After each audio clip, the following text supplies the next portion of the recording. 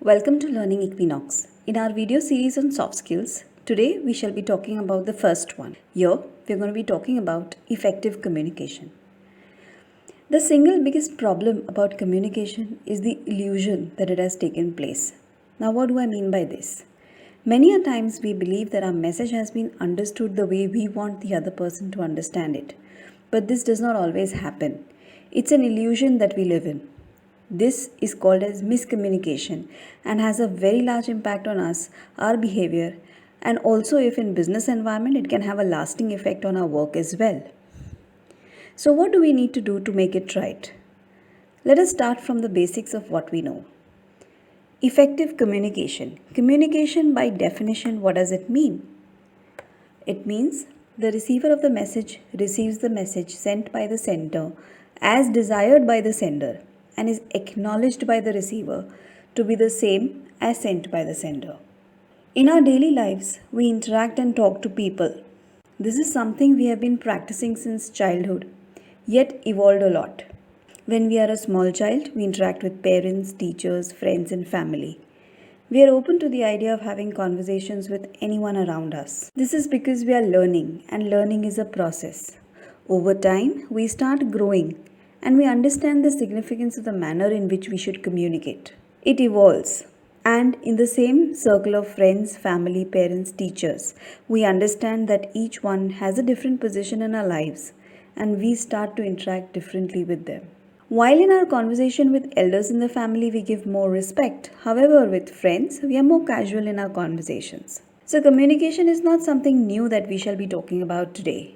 But we must understand that there is a difference between business communication and personal communication. Communication in business and organizations come with a purpose. Let me list down certain few key elements of a good business communication. First one, formal. Obviously, business communications are formal. It has command, some level of body posture and respect. Facts over opinion. In business communication, we cannot be moving in circles or giving opinions over different matters. Whatever we state, even if an opinion, it must be backed by sound facts. The third one, structured. Communications in business environment is structured. It is divided into an introduction, the body of the conversation, and a proper closure. The fourth one is proactive. We need to be proactive in our communications. We cannot wait endlessly to respond or to give a reaction to a particular message. It has to be result oriented. The bottom line of all business communication is to achieve results. The rest is all grapevine and gossip. And last but not the least, zero error. During business communications, we cannot afford to make mistakes. It's important to say the thing right and at the right time, and most importantly in the right manner. What should be done to make our communication effective?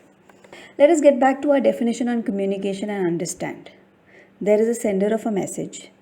He sends across the message is encoded by the receiver decodes the message. While decoding the message, the receiver encodes an acknowledgement to the sender, and the sender decodes that acknowledgement. This entire cycle talks about communication. Once the sender sends out the message, it is received by the receiver of the message through various communication channels. Communication channel means maybe face-to-face communication, internet conversation, telephonic message, or an email. The mode used by the sender of the message to send out the message is the communication channel. Entire communication happens in today's world where there is so much of noise. Very important key element which disrupts a lot of communication across is the noise. By noise, I mean that we operate in an environment of various opinions, thoughts, ideas pouring around us all the time through the internet, that there is very high chance of encoding and decoding the message from the sender to the receiver. Messages can be disrupted by this noise. It is very important to understand the surrounding disruptions in the entire communication cycle.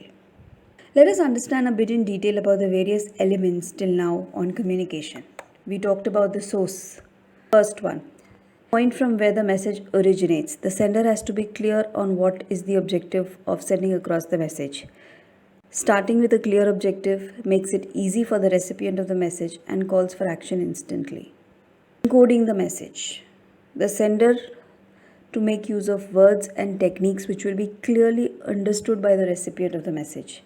The message must be structured in a logical fashion and needs to be brief and crisp. Communication channel. This is all about creating consistency between the sender's intention, channel characteristics, the message, your audience. For example, if you want to float an office memo or some instruction, you may send via an email. However, if you want to give feedback to someone, you need to address it to that person in person through verbal communication.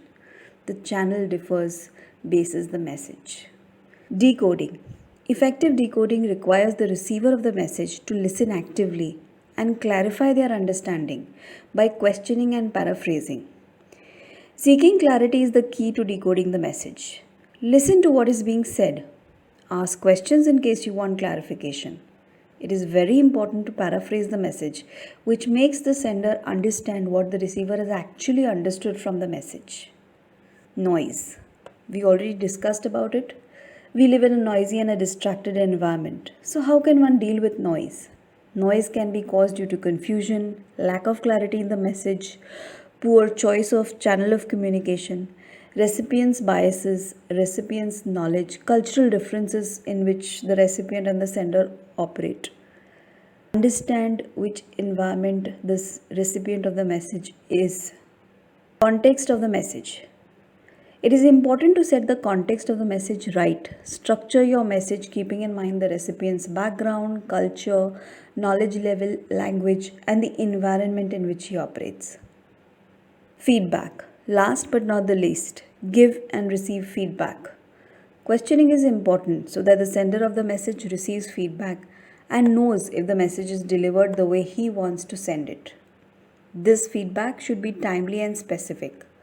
We cannot wait, make our own understanding, take action on it, and then seek feedback. It is best to seek feedback and clarification before you act on it. So far, we have touched upon the very basic communication model. To get this right, we need to focus on some key skills like becoming an active listener, structuring your message right, being acceptable to feedback, able to seek feedback by asking open-ended questions, and always summarizing and paraphrasing what is said to seek acknowledgement. All of these can be learned over time with practice. To be a good conversationalist, I would like to conclude that your conversation should be like a girl's miniskirt, long enough to cover everything and short enough to keep the interest.